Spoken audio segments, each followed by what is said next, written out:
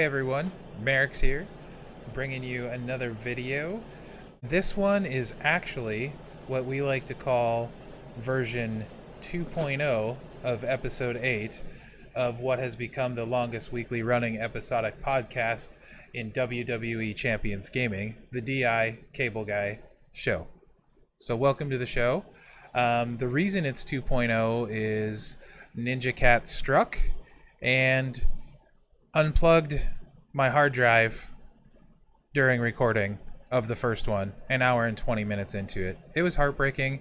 It was the best show we've ever recorded. It really wasn't even close. It was the best show by a country mile. It was amazing.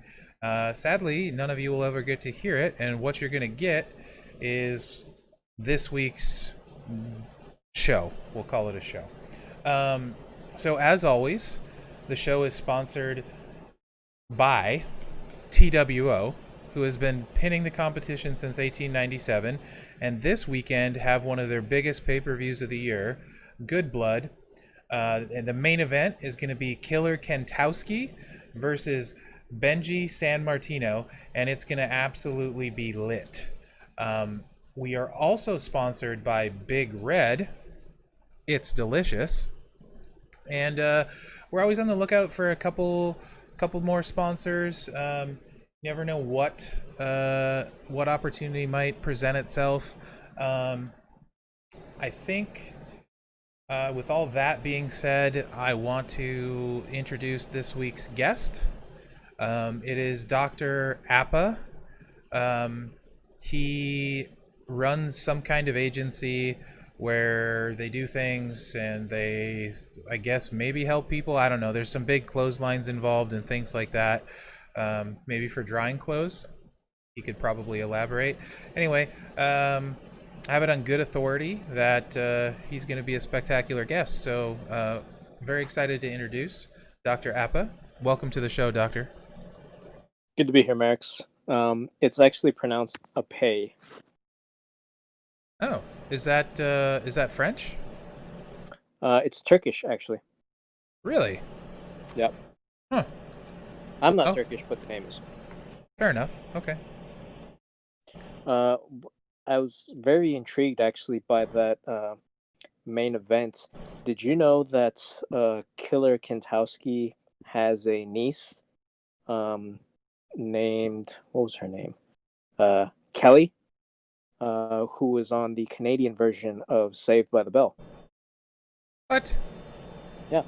Kelly Wait. Kentowski was her name. That Kentowski? He's from the same family as Kelly Kentowski? Oh, yeah. Same mighty bloodline. Huh. I guess that explains a lot. Yep. Hey, aren't they, is there any relation to the new chicken franchise in Canada? Oh, Kentucky Fried Chicken? Yeah. Yeah, that's taking the North by storm right now.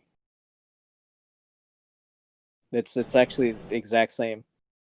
So, Killer Kentowski doesn't see any of that money, because he actually has a blood feud with the original owners. So who is he fighting? Sadowski, I believe. No, he's fighting San Martino. San Martino. So what happened is San Martino is actually his what would it be, brother-in-law, but by way of him marrying Kentowski's sister. So Kentowski is super against that union, and Belle Kentowski, who is the sister, actually has the rights. She inherited the rights to Kentowski Fried Chicken, but because of him just being totally against that marriage, he's no longer a wealthy chicken heir. He's been written out. Maybe. So that's what the blood feud's about, basically. Okay. So you're saying it actually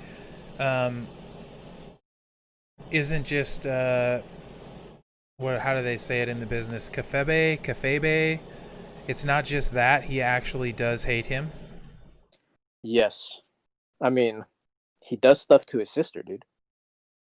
Ooh, that's rough. I mean, how do you like anyone that does stuff to your sister? I mean, that's true. Unless you don't like your sister, then I Hey, guess. well, is the chicken any good? Um, Not really. Oh, I mean, it's fine, but I mean, it's Canadian fried chicken. I mean, typically when you think of fried chicken, you think about the South, and Canada's kind of north? pretty far from the South. Okay. Yeah, you're right. Okay. Well, I wasn't real. However, I will say their sides are fantastic. They have you know how like in local fried chicken eateries they have the like mashed potatoes that are almost like blended, very word. Right, right, They've right. taken the same concept, but now they use poutine. So you're So it's like, saying go for the poutine and then just deal with the chicken, or maybe even throw it yeah, away. I mean the chicken's not bad. It's just it's not as good as chicken that you've probably already had. You've Okay. had better chicken. So You've never had a better side of poutine. so don't drive to Canada for Kentowski fried chicken, but do drive to Canada for Kentowski poutine. I would say if you happen to be in Canada, grab some, but I wouldn't. It is the Sergeant Slaughter of fried chicken. So you're Like telling if me you, it's the worst 3-star in the game? what I'm saying is, if you happen to get him at 4-star, yeah, it becomes interesting. If you happen to be at Canada, sure, check it out, but don't make a point to level your car all the way up to Canada just to try it out. So it's kind of like tough. Oof, oof. I've I gotta think that's probably not the first time we're gonna bash Tough this episode. Oh, I sure hope not. Um, Has anyone ever like violently defended Tough to you? Like, do they come out to you and like cry and mm, say how dare you? no, I mean, no, I they guess that haven't. would, yeah, because no one actually listens to the show, so That's true. They don't. it would be difficult for someone to really oppose us. A lot Yeah, of times I feel like payroll is the only one that listens. I Hi, think there could. payroll. I think there could be some truth to that. He may be the only one that listens. I mean, you know, um, I Which think is there's a unfortunate. couple. I think there's a couple other people that listen. They don't really talk about it because they don't want to be, lumped in with payroll. Which who can blame them? Yeah. Hi, payroll. Um, where were we? I don't know. We're talking about Canadian fried chicken. Oh, would you like to reiterate what I said or talk about what I said, how this is version 2.0 and everyone missed what has to be considered our best show ever? Yeah, I mean, I think, while yes, we did end up losing a very, I thought, high quality program. Um, I almost lost a friend, so I'm fine with losing the podcast. I'm glad that you made it through, because I mean, after that cat attack, you were taken to the local medical facility, and things were kind of dicey there for a while. It, I'm not going to lie, it was touch and go. Uh, if anyone has watched the cat RKOing me video, um, it wasn't very nice. I think the RKO was a direct result for me saying the cat wasn't top tier. Oh, I mean, that's 100%. You literally said that, and immediately I heard the screams of pain. Yeah, that was a mistake. I actually didn't. I couldn't find the archive footage of the cat RKOing you. I only found like you were convulsing on the floor, and then he started RKOing the rest of your cats, and that's what I was able to catch. That cat is no joke. Yeah. And I'm actually looking around making sure she can't hear me because I really don't want to deal with that again. Anyway, Cat is top tier, no doubt about it. Taking her straight up to 5-star gold. That finisher will end your show in a heartbeat. Yeah. No hyperbole. It literally ended the show. Yeah, 100%. I mean, don't even need to make that up. Okay. I think so. Let's just jump in, I guess, to you wanna talk about Dane? And how do you feel about Dane? Do you like Dane? I like Dane. Um, so I have him at 3-star gold now. I'm assuming you have him there also by now.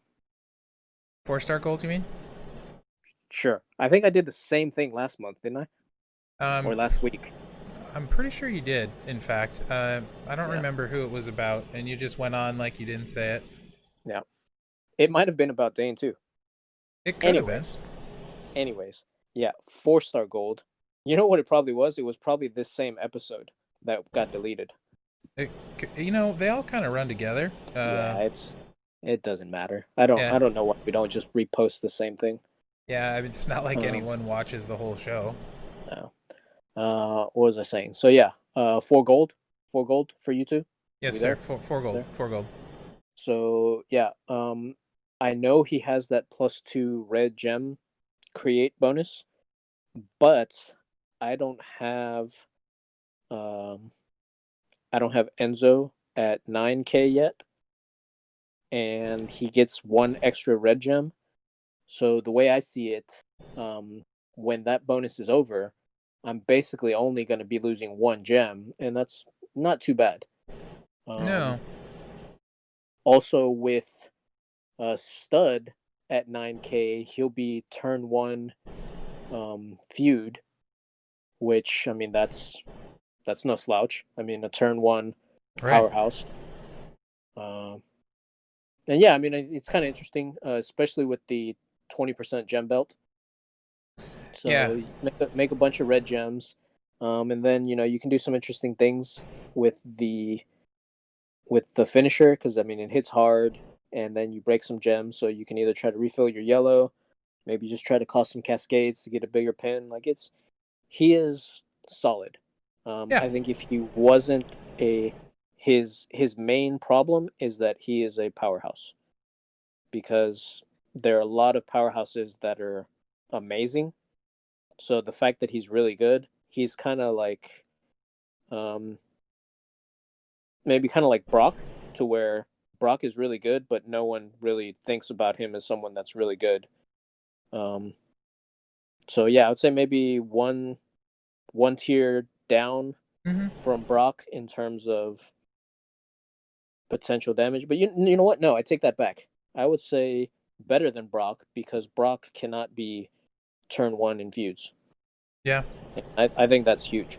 I think we Right. should talk more about feuds here in a bit, but yeah, I think I think in terms of what how valuable people are, like whether or not they can be turn 1 in feud, whether or not they can be someone that you can use in tours with tour perks. Tour perks are amazing, perks forever. Yes, indeed. Uh, and also, it doesn't hurt that he's NXT. So now I basically never have to worry about leveling someone for NXT requirements if Yeah. that ever happens. Yeah. He's the Yeah. NXT part is really good. Um, I like that he's double yellow. Obviously, being a Dango fan, Dango can load him super easy. Double yellow is one of his move sets. At 5-star, he gets a red move that generates random reds, so he can essentially refill his move and keep going. If you have the gear, it's 20% gem bonus, so it's built in Fury set, so that's significant.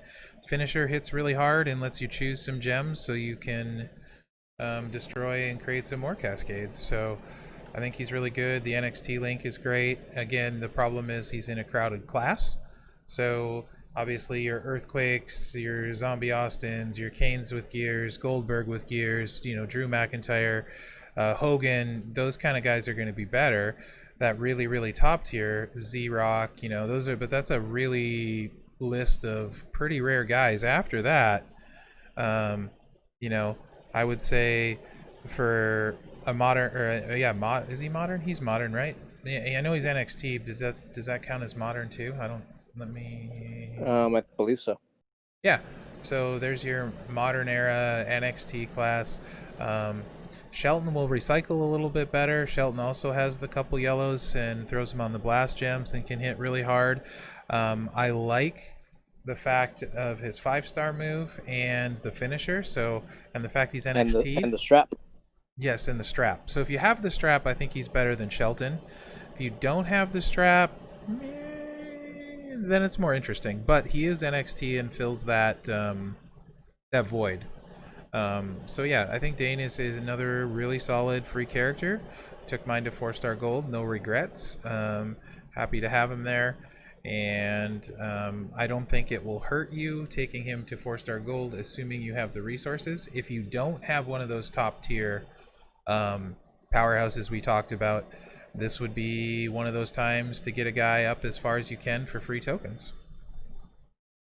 Yeah, I mean, I can't think of a lot of situations where, unless you're completely recharging for the month, like, there's no way that you're going to be able to get them, like, up to 4-star, whatever you usually get them to.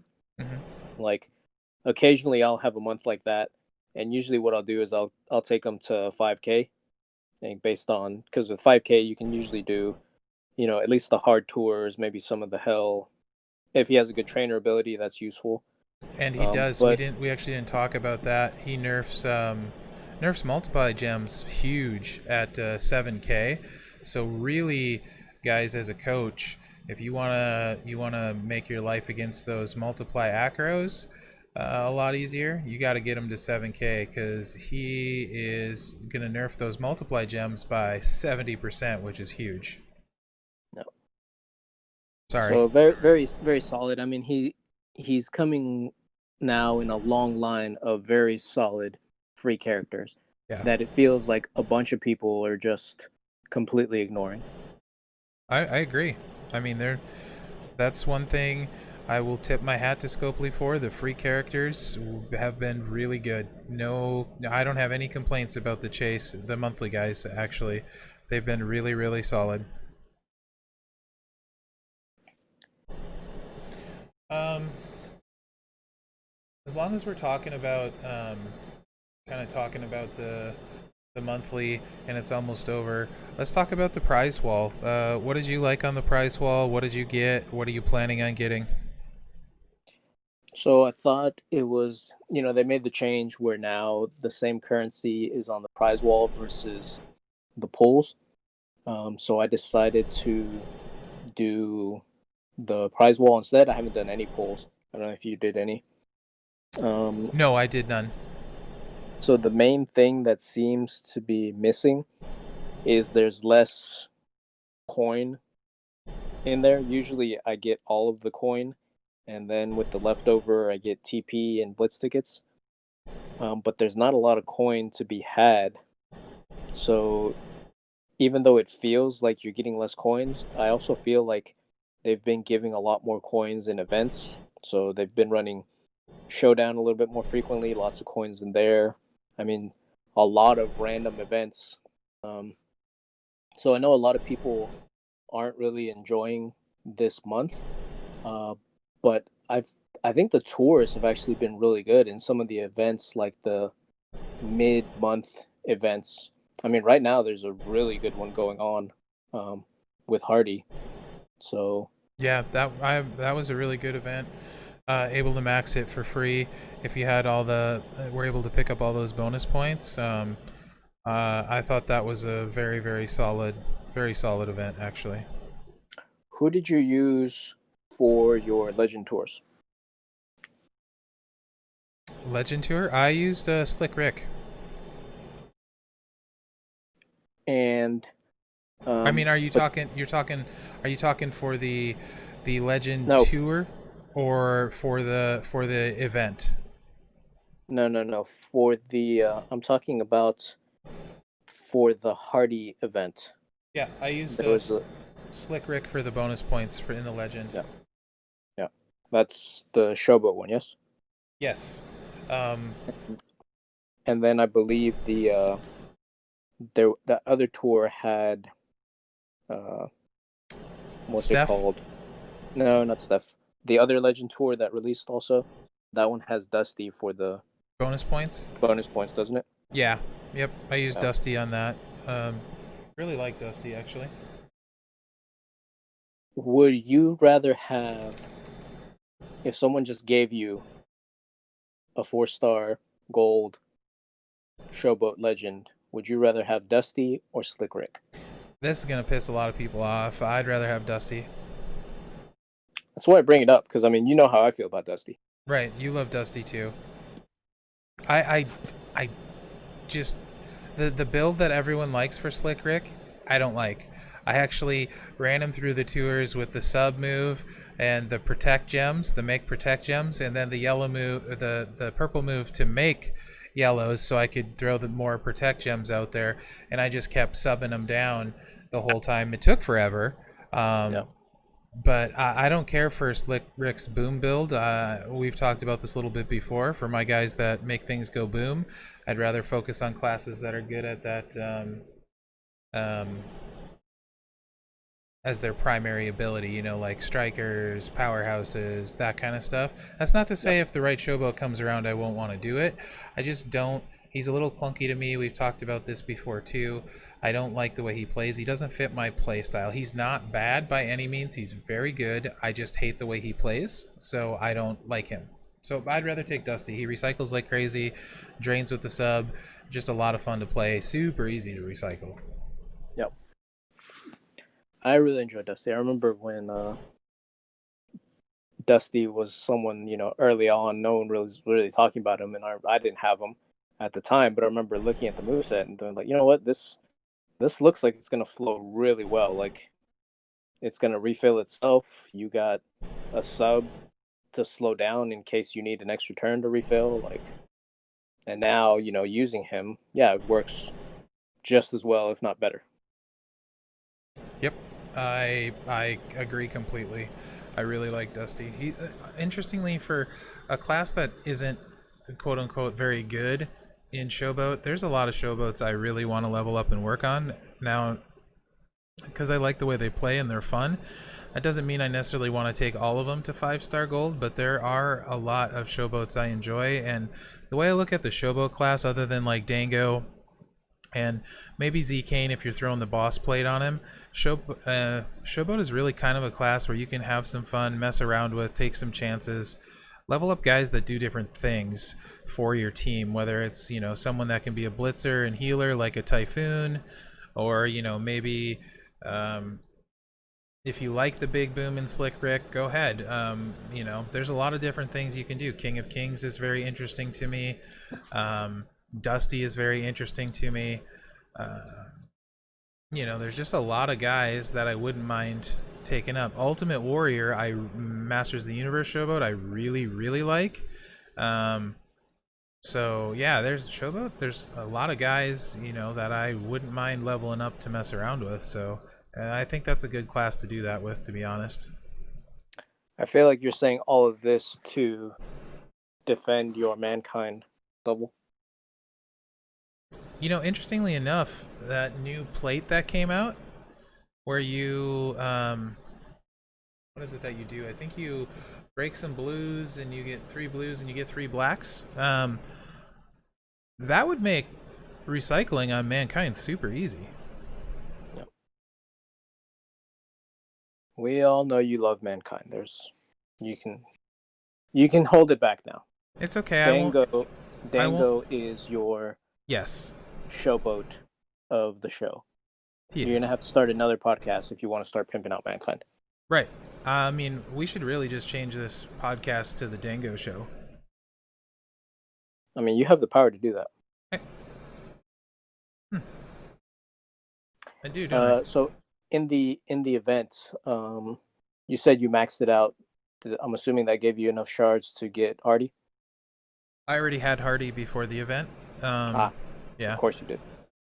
Yes. But a really cool event for a lot of people to get Woken Matt. Did you get him from the event? Yeah, I didn't need too many shards, so I mean, I didn't even have to max the event to get him. I'm kind of curious. I didn't keep track. I wonder how many shards were actually in the event. I think I can tell you because I don't think I had any extra Woken Mat shards laying around, to be perfectly honest. Um, oh, also, it put me over the top on Lana shards. I have recruited Lana, so I have 433 Woken shards. I feel like it did not give out that many. So maybe I did have some. I feel like maybe I had like 33, so maybe like 400. I don't know, 450, 400, somewhere in there, maybe. I Yeah, might I have. mean, 400-ish doesn't sound bad in terms of an estimate. And if you're thinking you need what, 800 to recruit them? Yeah. So I mean, that's almost half of the shards in one event. Hey, maybe they'll do that with Trickster Andre next event. I doubt it. I know, me too. But anyway, yeah. So So I overall, yeah, even though people hate Dane, I think he's all right. yep. People are hating this event. I actually don't think it's bad because, like I said, the tours have actually been very good. I think. What It say again. what I hate about it is combining the keys with the prize wall and the fact that the prize wall is pretty. You can't get a lot on it compared to past months. You know, you're pretty much locked into those few specific things, so that was kind of a bummer. I wasn't pulling anyone new from the keys, it was all just shards, but those shards are useful in talent ups and stuff. I think it Yeah, really hurts the newer player to mid-range player the most because you can't get as many resources from the prize wall, whether it's you can't get like tokens and coin, and then you don't get any if you pull for superstars that you don't have, then you're not going to have any resources for the prize wall. So I think the people that took it on the chin by far the worst were those people, you know, either new or with a mid-sized roster, maybe up to like 600k. I think this month is the worst for people like that. But a lot of some of the mini events were good. The one you're talking about, um, you know, being able to max it and get a bunch of stuff, including a 5-star token. You know, the requirements weren't terrible because Naomi was a free character. You could use any Flare. You could use any Helmsley, Triple H, and then Stephanie was a free character. So all the required characters um, were free, you know. So or and basically Stephanie's free. overpowered. Yeah, Stephanie's awesome. I used her to steamroller whole tour. I don't think I lost a single match and just rolled it with Stephanie. So Yeah. um, You know who? I also did the whole tour with. I do, but I want to hear you Naomi. talk about it. Yeah. Naomi is who I was gonna say. I don't know if that's who you thought I was gonna say. I mean, that I know you used Naomi, and I know you like Naomi because she has a sub. And incidentally, with perks and in tours, my hatred for subs turns into a love of subs. Because you give me someone with a sub, and even if they're like 4 or 5k, I can probably beat the match if I'm willing to do a cash kick out or use a prop or two. Yeah, I mean, with Naomi, I almost beat um 4-star gold China. She was a 4-star gold, wasn't she, on that side note in hell? Yeah, Yeah, I almost beat her without a cash kick out. yeah. So I had her down.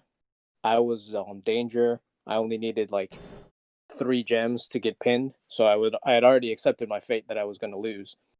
And then Naomi did a magnificent dodge.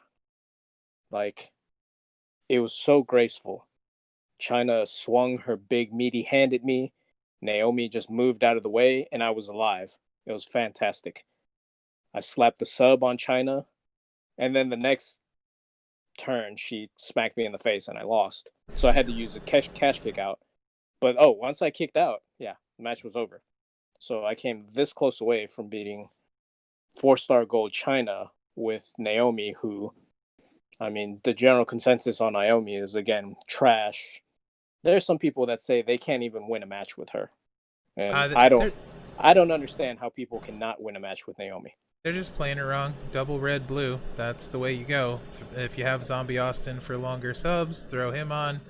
Um, If and then Austin 316, and then if you have X-Pac to coach, that's even better. But yeah, I mean, you don't even need all of that to do well with her. She's very good for tours. especially if you have feud perks or tour perks. Yeah, so if you guys don't get tour perks, they're worth the money if you want to complete events and stuff without having to level every character way up.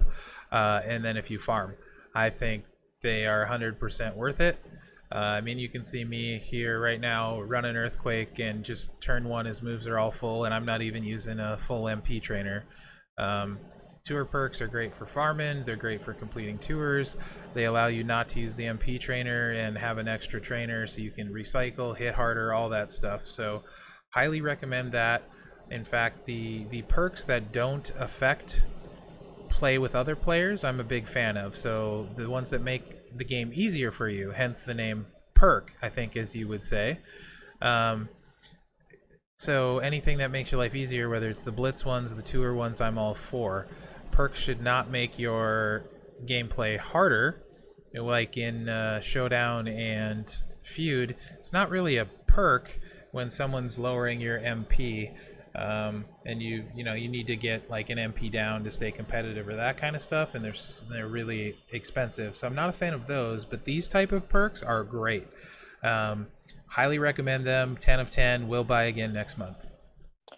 Yeah, I mean, I feel the same way. Like with the perks, like they've made it to where, especially for Showdown and for Feud, you have to get them, otherwise you're at a disadvantage. Yes. So it's not a perk. It's paying to just be at the same level as the Yes. rest of the people. So, And yeah. as long as we're talking about perks and now Feud, now might be a good time to talk about Feud. Yeah. So we had that Feud. I really enjoyed the Feud with that 100% gem damage bonus. It made things very entertaining. Um, Obviously, I'm using people that aren't going to be common, but it was a lot of fun. I mean, uh, people like Andrade, Kofi, um, Acrobat, Triple H, what's his name, Robo Cena, just people that are destroying the board and doing a ton of damage. And it was a great time. I enjoyed it. It was probably the most points I've ever scored in a feud, I would say, like with the new scoring method. I maxed the solo event for the plate. That was the big thing I was going for. The lines were very friendly for the most part for me. A lot of, like, a guy like Champa doesn't need MP trainers to be turn one. Used Earthquake a ton in the middle row. He was fantastic. I don't have Kofi like you, but I do have Andrade. He was really good for me. Did a bunch of turn one-ing with Dango. And then Matt Hardy filled my SmackDown link, which is apparently a weakness for me. 4-star silver is my best SmackDown. That's something I need to look to rectify since I don't have Kofi. But the feud was good, but there were a lot of perks in play, and I think in general, and this is we're probably going to get into this pretty deep here. When you're feuding, there's some really important things to do. The line bonus is there for a reason. If you're not taking advantage of a line bonus, you're behind against your opponent. So if you, and what I mean by taking advantage of a line bonus is don't just fill it up to fill it up. If all the guys you're filling it up with don't help you, there's really not a lot of point to filling it up, because the size of the roster you put into the feud lineup will be directly proportionate to what you're playing against. And if you don't have perks and you put in a big lineup and you don't have the right trainers equipped, you're going to get murdered. And no one in your faction is going to like you for it. You're going to slow them down, and you're going to burn a bunch of health packs and waste a bunch of heals for your faction when you throw your superstars up. So you need to really start setting your lineup smarter. If you're not running with a bunch of perks, don't fill every slot, because that's what you're going to face. Last feud, I only ran an 80k lineup, and everyone on my roster was turn 1 except for Matt Hardy. And I had MP up perks maxed, and I had blast gem perks maxed, and I had the gem generator perk to 2 of 3. Even with all of that, I still ran into people in my bracket of 80k that had MP down, and that was a lot more difficult than it had to be. Now, because of all those fast guys I had, it wasn't a big deal. But the few times I got matched against a 95k roster, 100k roster, because matchmaking was drunk, um, one time in particular, I got completely murdered. I couldn't beat any of his guys. Granted, there was a bad board in there, and I lost a couple of the important guys I needed to beat that guy. But there was 2 matches where I was outgunned simply because I did not have the MP down perk. And I set my roster up to avoid guys like that, and it worked for almost the whole feud. We're talking I feuded about 10, 12 hours, a bunch of battles, and there was 2 that were rough. So when you're setting your roster, if you don't have the perks to go big, don't go big, because you're going to get people that are out perking you with the same size roster, and you're going to get destroyed. Another tip, which I highly recommend while you're feuding, I don't know if you guys know this listening, there's this button in the bottom right corner that says score. If you click it, it then says stats. It'll show you exactly how many points you've made and exactly how many points the person across from you has made. If you're getting outscored, you're doing it wrong. You should always outscore your opponent, because they're just going... If you're not outscoring your opponent, your roster is set wrong, and you're losing points faster than you're gaining them for your faction, so you're not going to rank high. So as you're feuding, you should be checking that every match to see if you're outscoring them. If you're consistently slower than your partner, you're feuding wrong. Do something different. When you put guys in your lineup, every one of them needs to be properly set up trainer wise, whether it's MP or whatever, meaning don't run 3 people that use red MP trainer. That's not going to work. So don't run 3 people that need red gem generator trainer. Not going to work. Find a different guy, pick a different guy. That's some of my do's and don'ts for feuding, and I will get on a soapbox about it, as you can see. And I know it's a subject that's also very frustrating for you too, sir. So I will let you do your share of ranting / advising when it comes to feuds. So I didn't know we were gonna go here, but if we're going here, let's do it, because I have my whole manifesto, and yeah, I mean I agree with a ton of what you said. So one of the biggest problems that I see is because you're mentioning, don't go big unless you can have everyone be turn 1.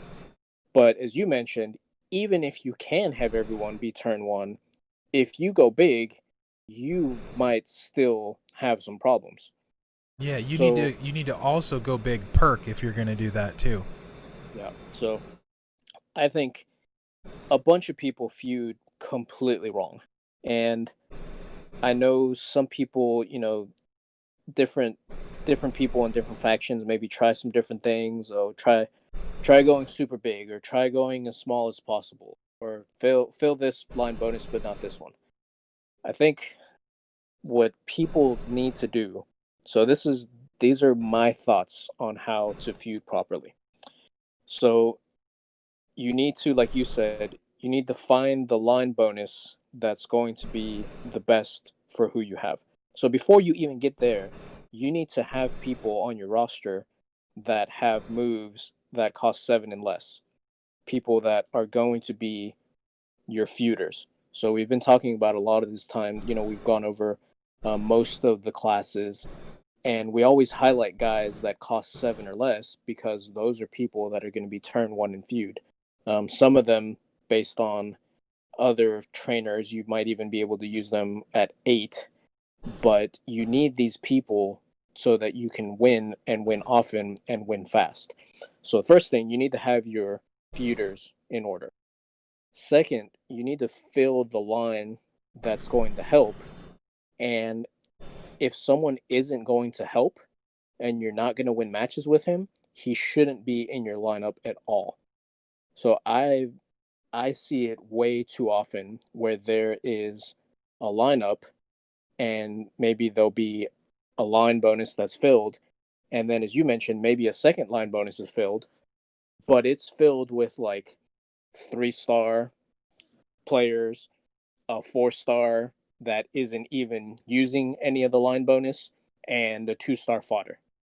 To where literally that's just pumping up your feud roster, and you're never going to use any of those people because you're always going to have to be reliant on the people that you have.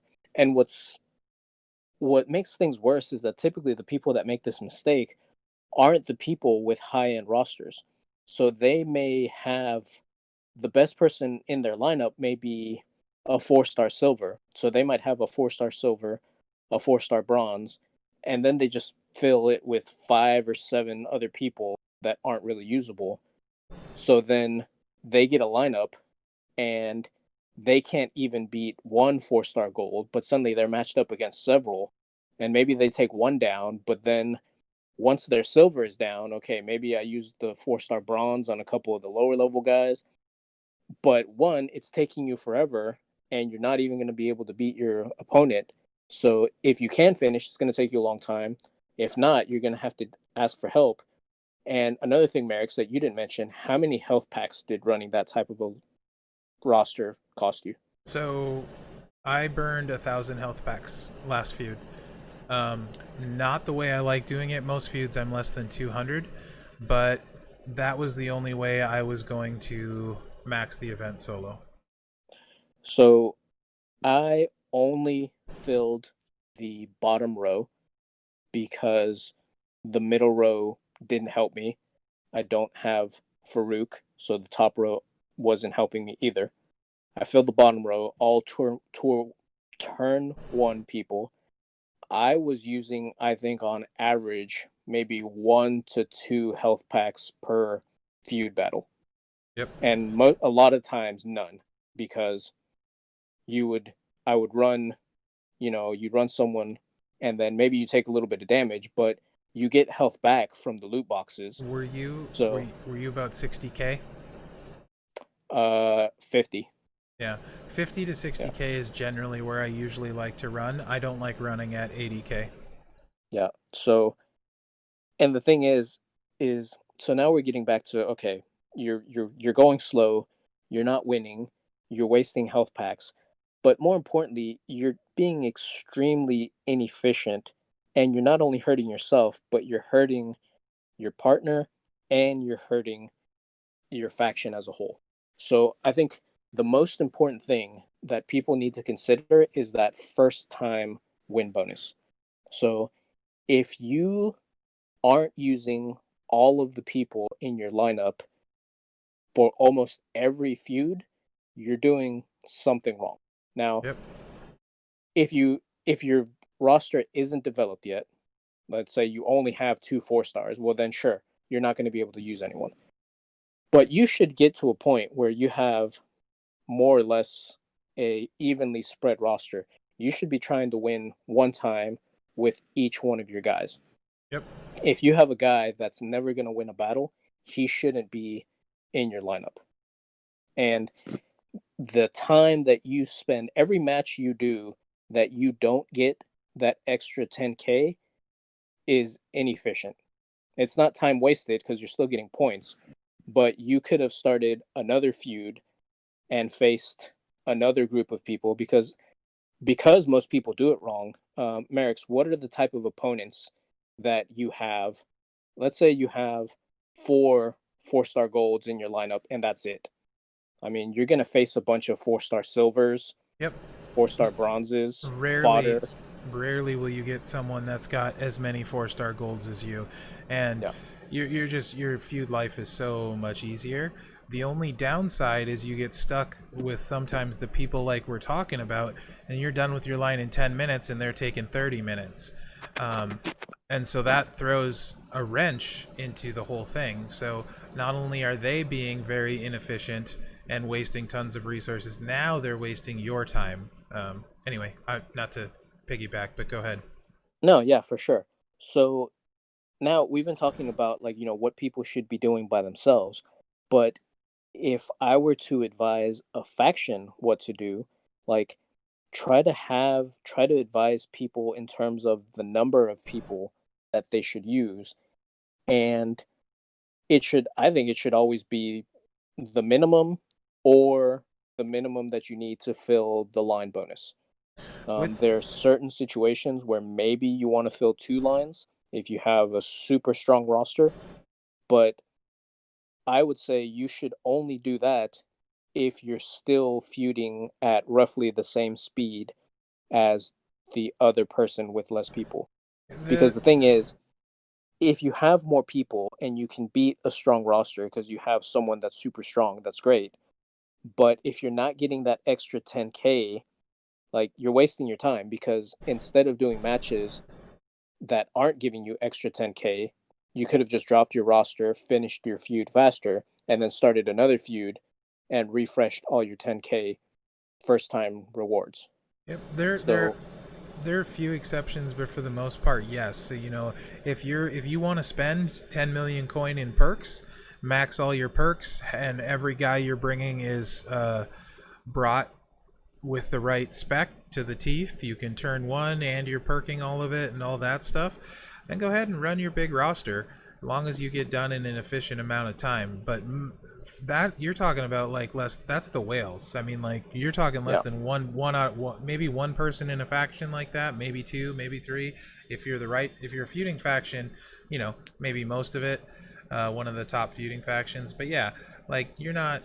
That's just not feasible. And who wants to spend freaking 10 million coins on feud perks?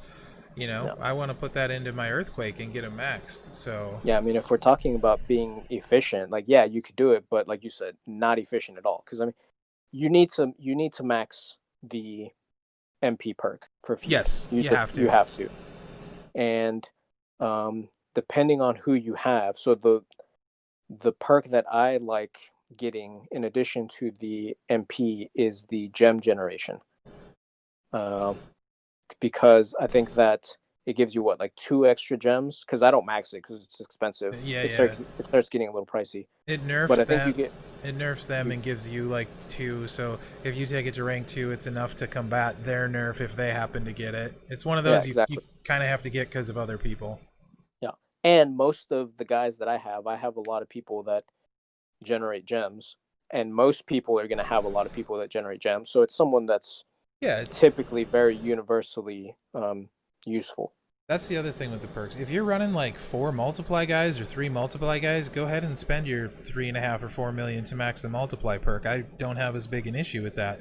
But if you're just running Andrade, that's a huge investment in coin that's not going to pay off. And the reason probably some people think that it's fine because they're like, oh, well, I win every match with Andrade, though.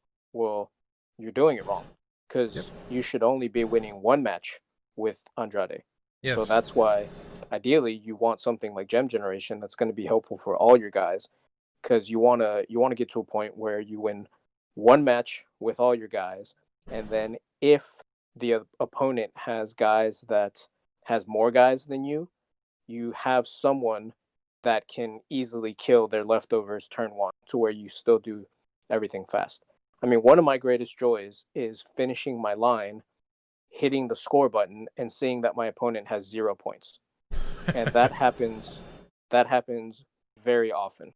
Yeah, Like if you if go you ahead. set your roster right and you do it right, feud is you don't have to spend much for health packs. And then if you find someone like-minded to feud fast with, you don't have to burn many health packs and you won't be frustrated all the time. You basically just need a few guys to deal with problem guys.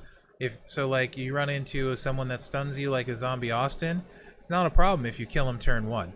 If you run into someone like a now the new meta, if you want to call it that, you're going to start running into a lot of zombie Kane with the boss plate. He's going to be a problem because depending on how they run him, if they're running him with his kick out move, you can't just throw a big bomb on him right away and have him be done. So then you have to start thinking around it. Well, maybe I use a red MP steel guy on him or something like that. But if you're running a smaller roster, you're not going to see that very much. That's again something you run into with the bigger ones. Zombie Austin, you'll see a bunch on the smaller ones. So be planning for those problem guys, guys that you know are going to have a turn one sub. Like, okay, I got to take this guy out right away or sub him myself. So think about that. Class advantage is huge in Feud. So I like to spread my classes around so I can go in, like if it's a powerhouse, I'm going to use Champa on him. You know, if it's a showboat, I'll toss Andrade on him. Um, you know, if it's a technician, I'll put Earthquake on them. You know, if they don't have high gem damage, I'll freaking use Dango on them or something like that. So use your class advantages too. That's a big boost in gem damage. So think about that when you're setting your lineups too, and when you're fighting guys, go for those advantages or those natural advantages where you know you're set up to win against guys like that. So And the thing is, like, you talked about, find someone that's doing some of the same things you are. That's why I said, if you want to try to get your faction to perform better, like, have everyone run roughly the same amount of people, and that way you're never going to run into a situation where someone that's fast has to sit there and wait because someone else is running a fattened, inefficient lineup. there's nothing worse than finishing your line in 10 minutes and checking your line mate and he's still on his first match and he decided to use his 4-star bronze Andre when he's got a 4-star gold anybody else pretty much because his Andre always wins and he doesn't take damage. That will send me into a rage and make me want to throw things. And I'll also never feud with him. So another tip when you're queuing for feud, if you queue second, wait for the first guy to pop in. Go with someone similar talent level to you. The farther your talent spread is, the more likely you're going to run into trouble. So you know, for those of you who are being the second queuer, be observant. Queue with someone close to your level. If they're not your same strength, wait. It'll make your life easier in the long run.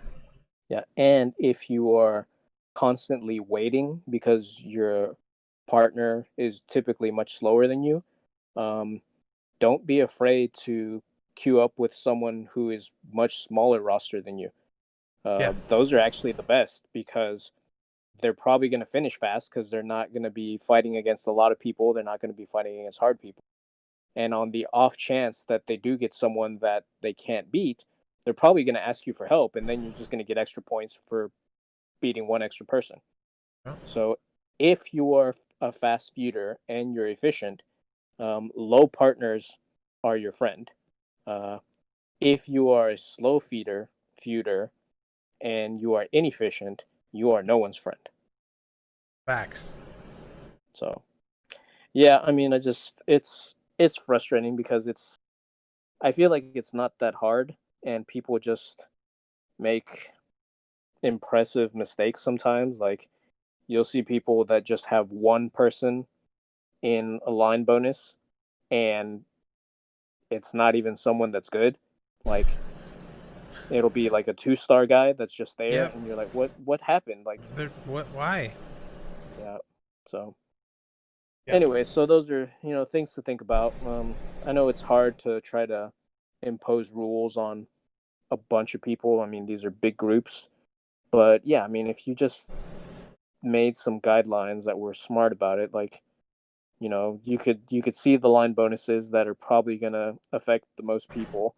You should recommend people, hey, fill in this line bonus. If you need to use one fodder to fill it in, go ahead. That's fine. I think that'll be worth it.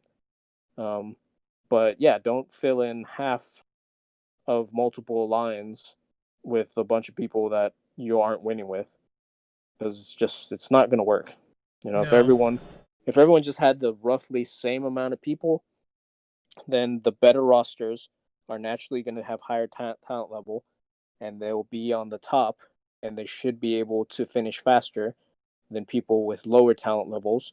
And then you don't have people waiting for each other. It's just, you load up.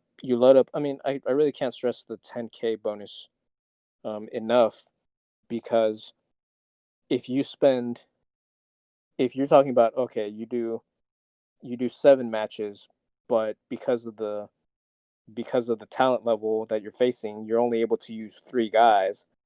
Well, that's already 40K that you lost right there.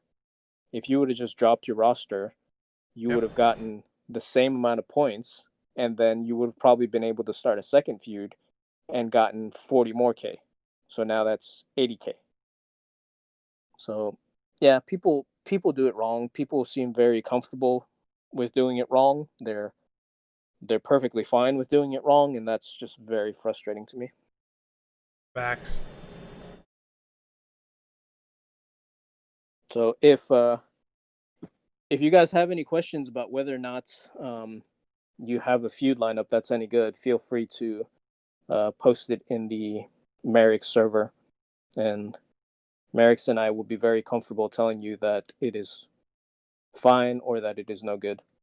Yeah. Also, before every feud, I do a pretty decent, in my opinion, pretty decent breakdown for feud, um, on line bonuses and that kind of stuff. So that's another resource for you to check out and see what I have to say about the line bonuses and that kind of stuff. Not saying I know everything or I'm the best feuder on the planet, because I'm not, but I do try to put some thought into why I'm doing what I'm doing when I'm feuding. So you may find it useful, and I would recommend checking that out as far as feuding goes. Yeah, and the thing is, like Merrick said, obviously you could do something else, and there are people who don't follow this strategy and still score a ton of points. But you may not be able to do the things they do. You may not be able to spend the amount of coins on perks that they do. You don't have the characters that they do. So what we're trying to do is help you make feud easier on yourself, and at the same time have it be faster for everyone, because then everyone scores more points. Yep, So Max, what'd you exactly. do? I'm so upset right now. You've ruined my evening. Oh, excellent. Then it's been a success. Yeah. You know how frustrating um bad feud rosters are? It's gotten to a point where, because of bad feud rosters and because of blitz perks, I would say I maybe enjoy blitzing more than feuding. Oof, I didn't think I'd ever hear that from you. Yeah, because blitzing is kind of dull because you're just doing the same thing over and over again. But you know what? At least you're the one doing it, and at Right, least you're doing something, as opposed to just sitting there and watching and waiting. right. So Um, okay, what do we want to, do we want to talk about? I need a big red. That I can't focus right now. Big red is delicious. Not sure if you knew that. It really is. So, can I get off on a semi-side tangent since you're on Big Red right now? I Yeah, don't let's change the subject. I don't have Big Red available to me where I live. Um, kind of a Shakespearean tragedy. I do Where are you? North Korea? know, but that would make sense. I could see why you would say that. Um, I do, however, was very pleased today to go to the store and see they had my favorite Mountain Dew, which came out last year for a very short amount of time. And it's called Liberty Dew. I don't know if you had the chance to try that flavor. Last year it Oh, was out around the 4th of July. no, never had Liberty Dew. It comes in a blue, fairly patriotic looking can, which I guess makes sense for the name. Um, it, however, is very, very amazing. Anyway, I went to the store today for ice because it's hot out, and ice is, good because ice water is cold and delicious. Anyway, in the store, and It I'm has the walking. benefit of not being hot. Yes, walking by the soda display, and I see a case of Liberty Dew, and I almost tripped. I had to stop and look, and then I promptly went back to where I had taken the little hand basket I had picked up and grabbed a cart and wheeled my way back and saw they were on sale, buy two get two free. How fortuitous for me. So they're on sale, buy two get two free, and there are 8 cases, which I promptly bought all of them. And we're not big soda drinkers in my house. We might 8 cases is probably I don't even know how long it takes us to buy 8 cases of soda. Months and months. But very excited about this.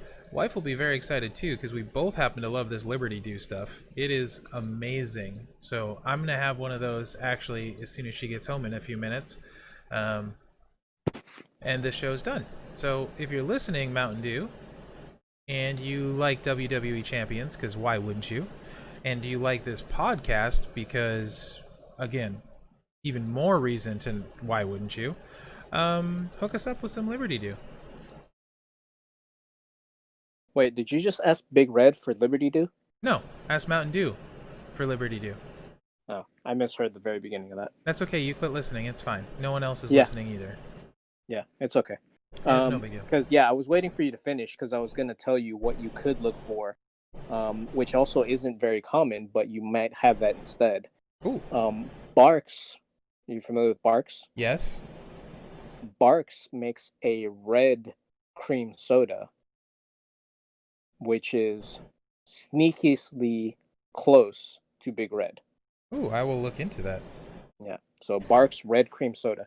I haven't seen it very much, but I got it and I was like, "Oh, this is very reminiscent of Big Red."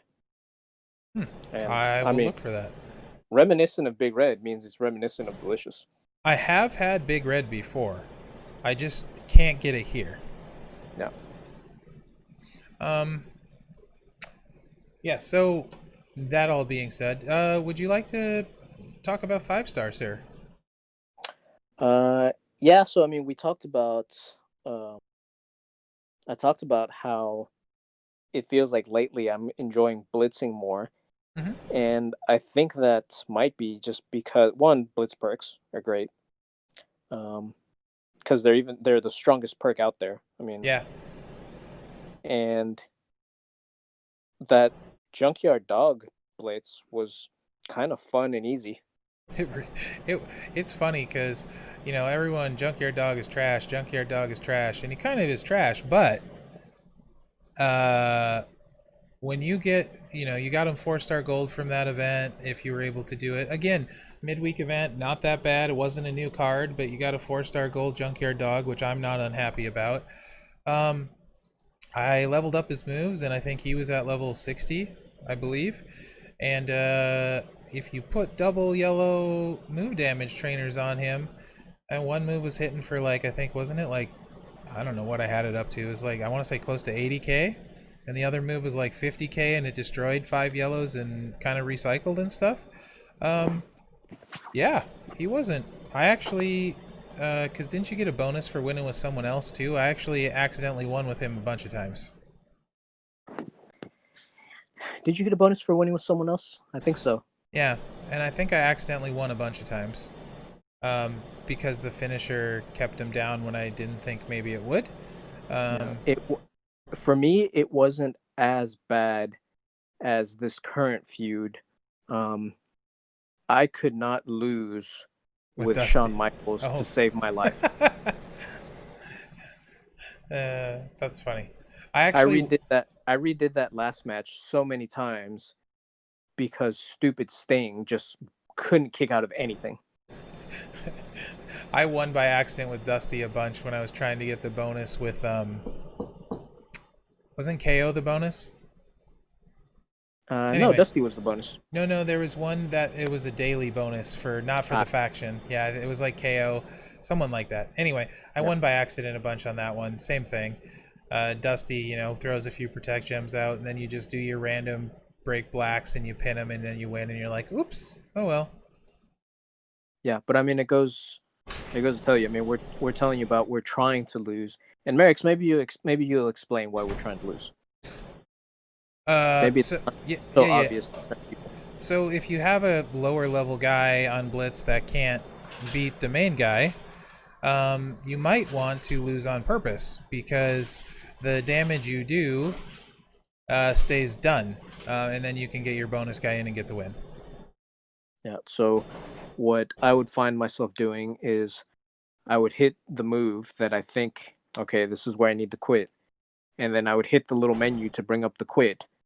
And then I wait for the cascade to finish. And then as soon as it finishes, I would hit quit. And it's it's very sneaky because sometimes I would do too much damage, and if I didn't hit quit fast enough, it would go into the you won automatically count, and it doesn't let you quit during that count. So yeah, that's why it was very difficult sometimes. I got greedy, but Yeah. but I mean it's worth it, especially I mean obviously it costs health packs, but if you are feuding responsibly, Blitzing. you're probably gonna have way more health packs than, at least ratio wise, than you have blitz tickets. So I could care less about health packs. I mean, I can't even remember the last time I even thought about health packs. Yeah, they're usually not too big a deal for me either, especially running Fashion Police and Showdown. Very rarely you lose. No. So yeah, I mean, blitzing, you know, Again, huge advantage for perks. Blitz perks, super cheap. No reason not to get them. Super useful. Helps your faction. Highly recommend. 10 of 10. Will buy Blitz perks again. no.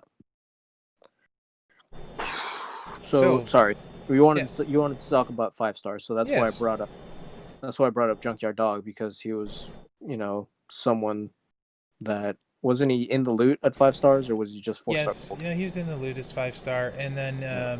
with his gear, he does a lot of Which is just damage. great. Yeah. He does a lot of damage, and then but at 5 star he gets that move that you clairvoyantly predicted, Yeah. It which wasn't a prediction. I was just stating facts. right, because you've seen all times or something along those lines. Yeah, you got it. Yeah. Um, and you know, he looks really fun at 5 star. Another showboat that, since I have at 4 star gold, I might potentially consider taking to 5 star if I ever got the gear. In fact, if I got the gear, I would take him to 5 star. I think. I think I can safely say that. Yeah, I can. Um,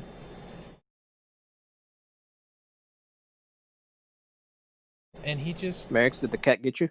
no. I'm Oh, I trying to was think scared. of where I want to go with it. Like where for me 5 star Well, is all. so It's all about Dango for me. yeah, so I think the main kind of conversation when it comes to 5 star is what now? How does that change your how does that change your priority? How does that change your strategy when it comes to leveling people?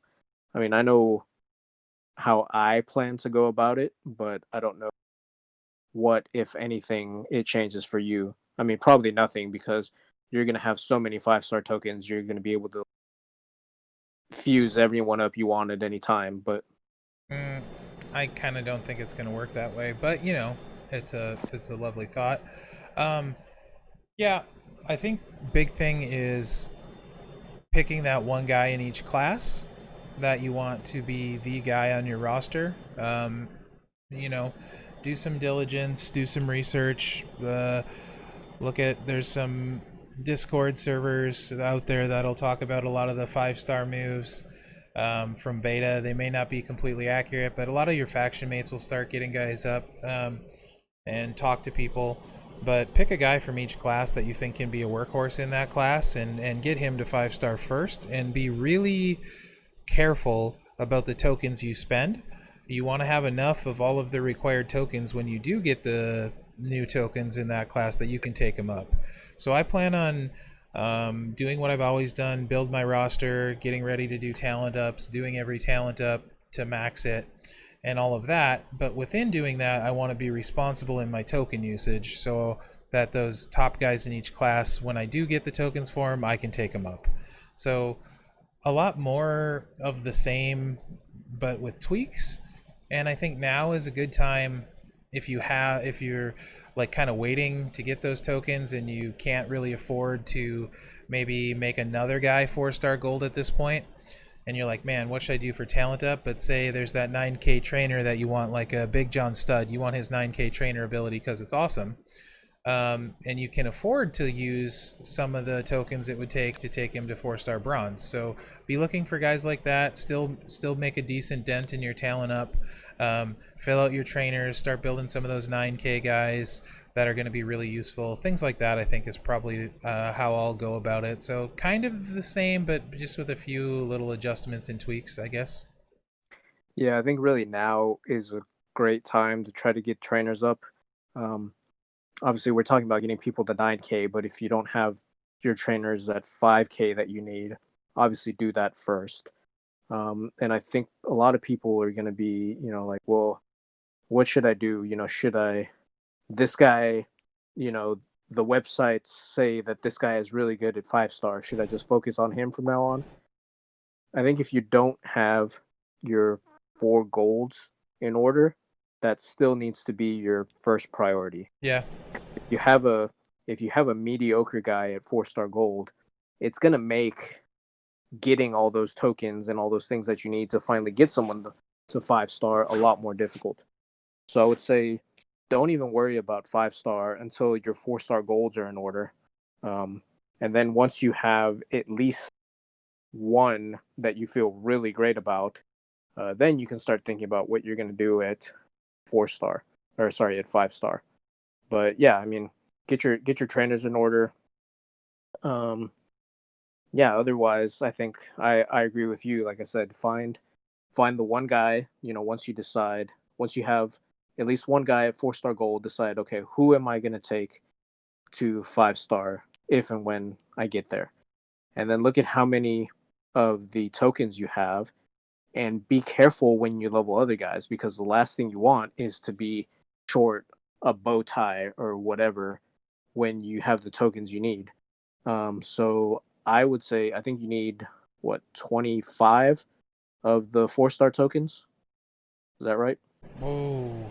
Uh, I have to. I have 20. to. I'll have to look. It's a lot. It's definitely a lot. Let me see. I'll look right now. So you need, and when I say 20, I'm talking about the 4 star gold tokens.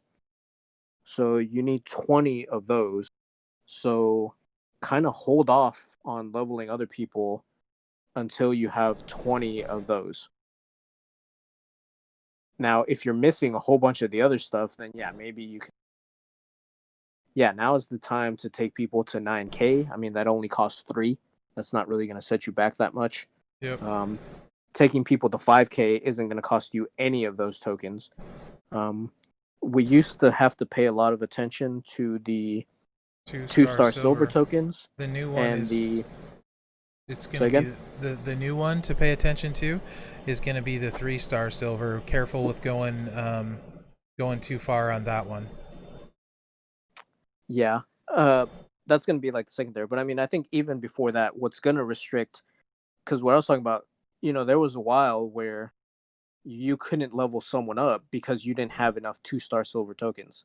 Right. At least for me, that was the most common one. I think the one that's going to be most restrictive now is going to be the 4 star gold token. It depends, I think, on what they do with like diamonds, headliners. Those changed last time we got new tokens. They rolled that Yeah, I mean, stuff. if they hand them out more, but Yeah. either way, you should be aware of them. Yes, I kind of Because feel like in theory, those would be, one of the more difficult ones to have to get. yes. I mean, the 5 star ones should be rare, but the thing is, you need a lot less. Right. You only need what, 3 instead of 25? Well, you need 6 of the 5 star silver, and Oh you yeah, need yeah. I 3 see what you're of the saying. 5 star gold. Right. I see what you're saying. Yeah. I honestly feel like 3-star silver is going to become the 2-star silver of this one eventually. I don't know that at the start it won't. At the start you're going to have plenty. But like when you look at 5-star in someone, I'm pulling it up right now. Hold on. It takes 80 3-star silver tokens. 80. That's not going to take, like, even if you have a bunch, like 350, 400, it's not going to take long to burn through those while you're leveling other guys up. So like proportionately, let's just take my Dango, right? I have 57 5-star golds, and it's going to use 20, which is about a third. I have 38 money in the banks, and it's going to use 6, so it's going to use about a sixth. 4-star silvers, it uses 40. I have 188, so 3 times. And yeah, they're all pretty similar. 377, and it takes 80. So really, it just uses a lot of freaking tokens. I just got another 4-star Maharaja. I can't believe it. Sorry. You lucky, lucky, lucky person, you. I'm Dude. sorry. I'm crawling with 4-star Maharaja. I mean, the game wants you to take him to 5-star. I'm doing it. Can't be stopped. Unstoppable. Yeah, I don't know. I think I'm excited for 5-star, but I don't think you need to rush it because honestly, there's very limited good information out there right now. And even when there isn't limited good information, there's still limited good information. What I mean by that is a lot of the tier lists suck, and they're not really reliable, and they don't take into account the roster you have and the trainers you have, or gear you might have, and things along those lines. So even if they were accurate, which they're not, all this information is stuff we don't really know yet. A lot of the 5-star moves aren't even cemented yet. You don't know for sure what they are because they weren't in beta, and stuff is still screwed up from beta. So I would not be in a hurry. So if you know a guy's an all-star, rock star, I think Tough used to be amazing. 4-star was not kind to him. There will be some of those. I think one I would say might potentially struggle that's amazing right now is going to be Alistair Black. I could be wrong about that, but I feel like Alistair Black is not going to be as amazing as he once was. He comes to mind pretty quickly of I guys. can see that because I mean he's got a lot of tough to him. I think his main problem is just how often he causes a pin. Yeah, I don't think either the move or the gem damage is gonna stay in line with how much pinning he does. He's got a sub. He does, and in fact, that might be the way you have to run him. Yep. So I don't think he'll ever be like useless. I'm not saying that. I just used to be like for a while before Kofi came out, Alistair Black was throw some gem damage reduction on him and cause a pin and win. But it's not going to be. I think he's going to struggle a little bit. But your guys like Earthquake's going to be fine. Hogan's going to be fine. Kofi's going to be fine. Guys like that, you don't have to really worry about those. A lot of the strikers are still going to be fine. So anyone blowing up the board is going to be fine. Anyone recycling, they're not going to get worse, is what I'm saying. Guys like that. But How dare you not mention Shamrock? Shamrock is going to be fine. He's like Kofi, except just a hair slower, but bigger. Except with Yeah, exactly. with with uh with tour perks, he's very funny. Yeah, yes. Shamrock is really underrated, I think. Yeah, with tour perks, the black gem damage is buffed turn 1. So you end up doing it's 5 digits at least black gem damage turn 1. That's crazy. And the green move is also already turn 1, so you're putting out random 10 blacks turn 1, and each one of them are more than 10k. And if there's a red match anywhere on the board, just make the red match, and then you're going to win turn 2 no matter what. Yeah. So Shamrock's no joke. Shamrock forever. Yeah, so I like I said, don't be in a rush. Think it through. Make sure it's a guy that's going to make a difference.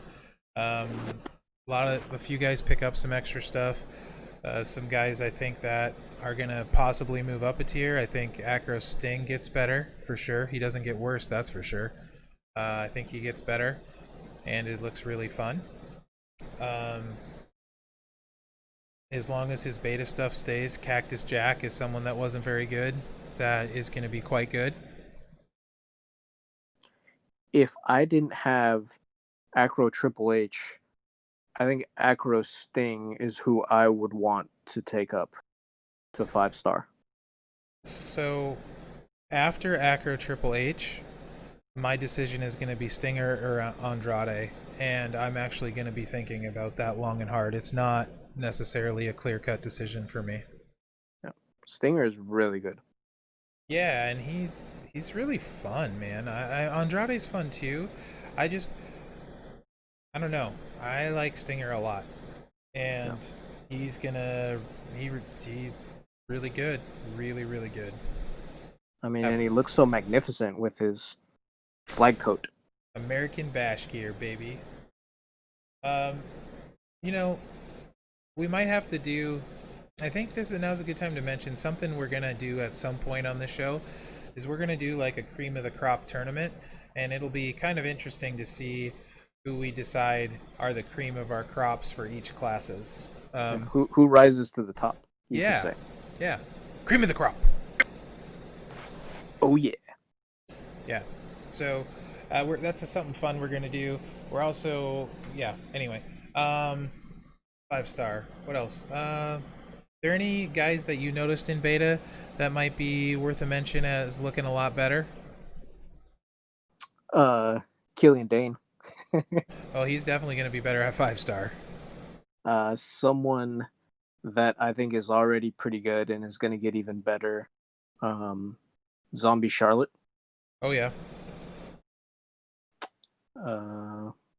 That's Other definitely than that, yeah, I mean, that's I'm definitely not. one I would call a sleeper on a lot of people's list. That's definitely gonna get better for sure. Yeah, I mean, I don't think like you. I think most of the people you should probably take are the people that you already have at gold, Yep. and then Yeah. maybe if you have someone at silver and you want to just you know tear the band-aid off and decide to make the switch there, okay. But I think if you have someone at, let's say, 4-star bronze, that may be too far because it's going to take you what, 9, 15, 24 just to get them gold, and then you need 20 more. I mean, that's 44 of those tokens. Yeah, it would really depend on your token allotment, how big a difference you think it's going to be, like actually be from the 4-star gold you have, things like that. Yeah. The way I figure it is, in the time it takes you to get him all the way, you could take one of your 4-star golds and get a lot of stuff done, Yep. and you would probably end up with that other guy eventually at 4-star gold. The only difference is, in one scenario, you get a 5-star much faster and you use him for time. And in the other scenario, you wait longer and there's a bunch of time that you don't have a 5-star to use. Yep. So, I'm gonna do the safe play. Like Dango's gonna go first at Showboat, Breeze is gonna go first at Striker because I know they make my Showdown life easy. And worst case scenario, if I get people better, it's not gonna be a big deal. I won't be hurt having those guys. 5-star. So I pick the guys that you know aren't gonna hurt you, and even if it's not the greatest choice long term, once 5-star kind of rounds itself out, you get a better feel for it. They're not going to hurt you. So do are you stuff that. doing are Go you ahead. doing Triple H at Acro? Yeah, he for sure he'll be my acro. He's got a lot of work yet. Big E's going to be my trickster, all the way. Yep.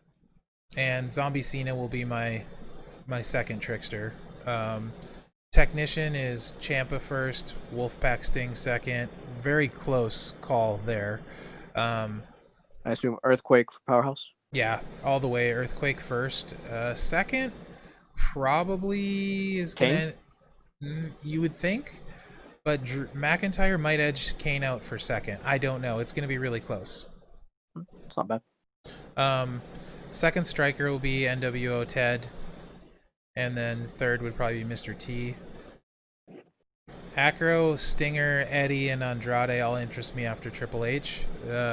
Probably flip a coin on how I'm feeling that day. Yeah, I mean, it'll come, what plates come out, what belts you get, stuff like that. I mean, all that'll come into play. Yeah.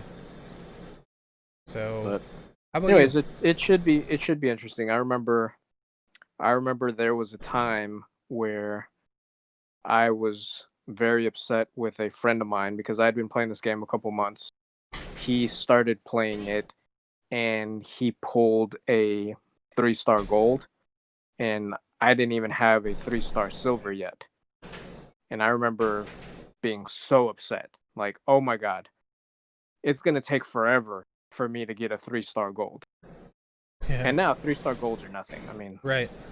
so it's you talk about this all the time, like taking the long view. Like it's not a game that you're gonna suddenly have a giant roster, from one week to another. But if you just keep playing and you're smart about it, you will get there eventually. Yeah, And absolutely. when you have great people, the game's a ton of fun. It really is.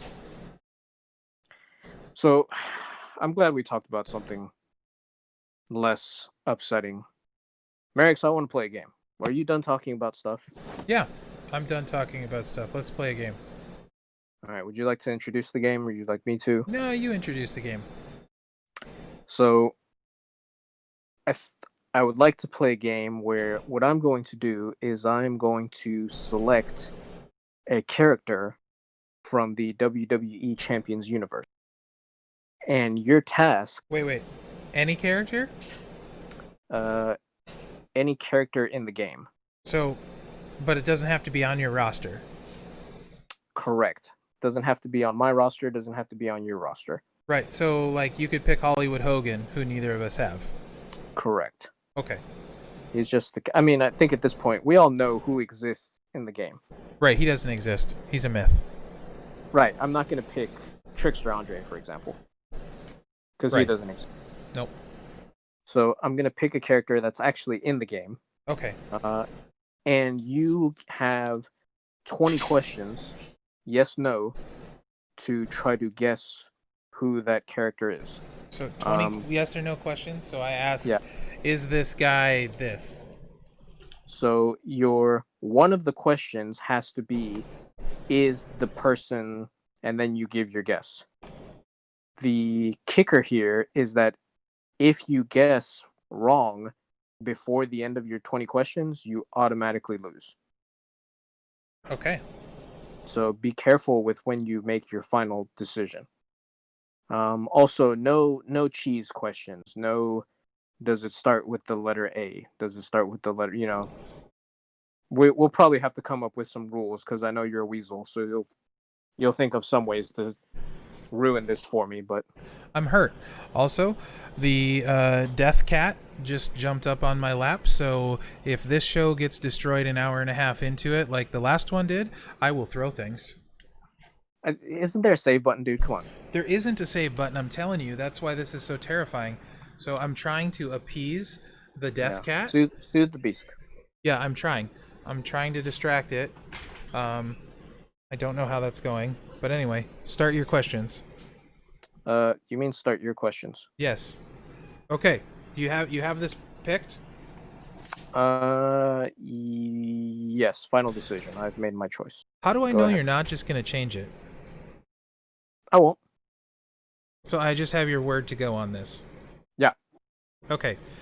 Is this character Legend era? I don't believe so, but let me double check.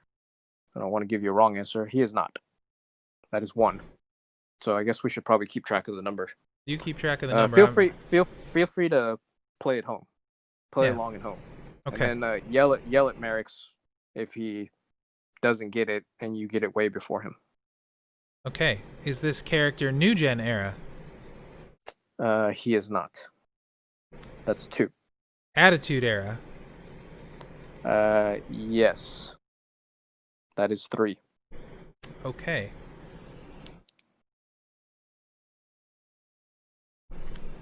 Is this character a showboat? Yes. That is 4.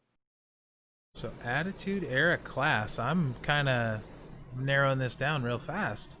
Yeah. Okay, what can we eliminate really quickly here? I feel like the pressure's on in this first game I need to represent.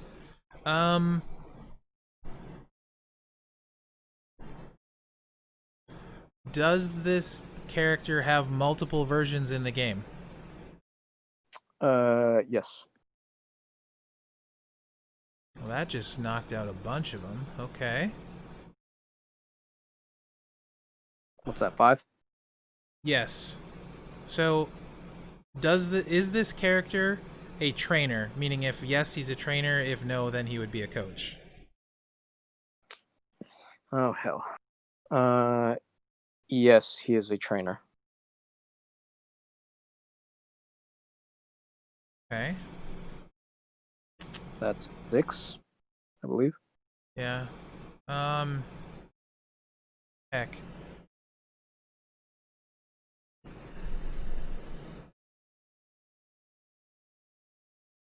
Does this character have a submission? Let's see.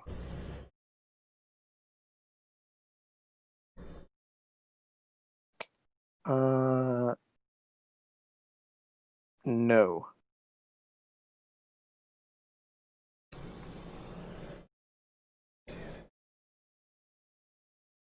That's 7, I think. Okay. Not doing a very good job of keeping track of these questions. So the character does not have a submission. Correct. Not a coach. Um.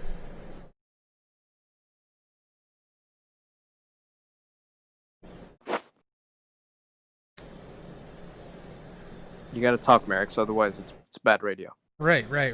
Sorry. Does this character wear a mask? Yes. Ha! Okay. What are we on? Like 8? I believe so, yes. Yeah, it's Mankind. It is indeed Mankind. I threw you a softball because I didn't have high hopes for you, but yeah, you proved quite worthy in this challenge.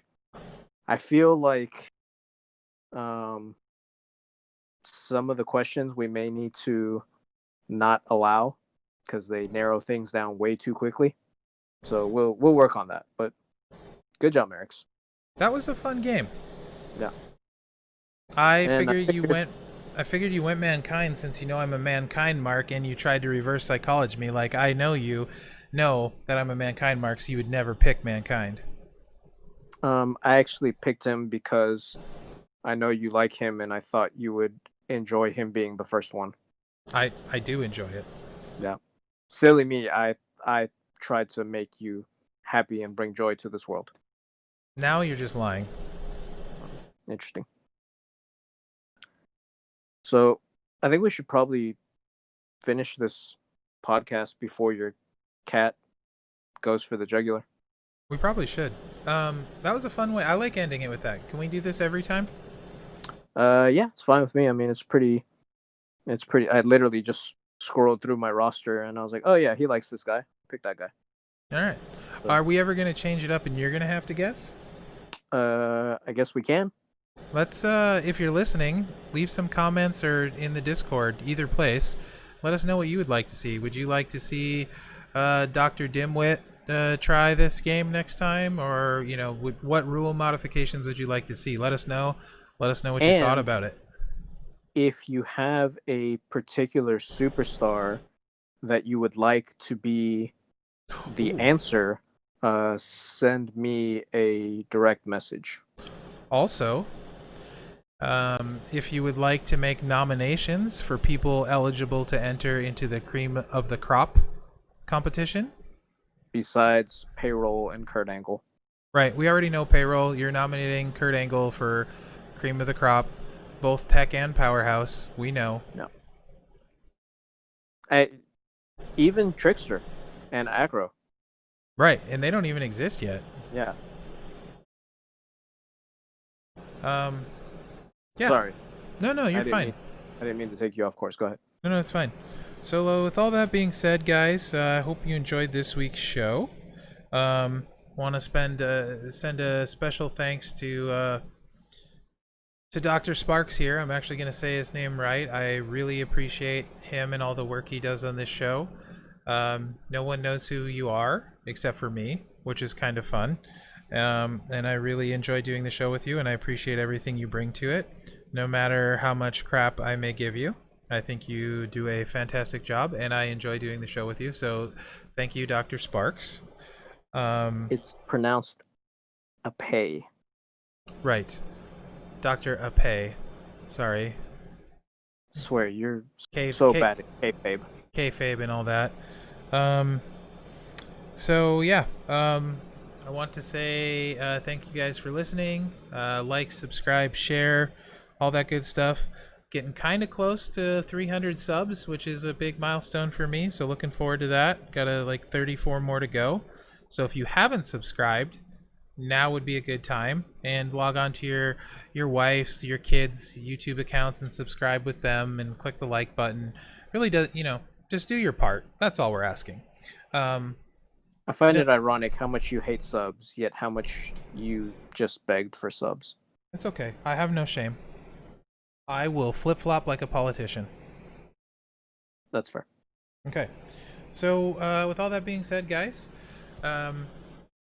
thanks for watching, and good luck out there. And as always, remember that it is just a game. Relax. Have fun with it.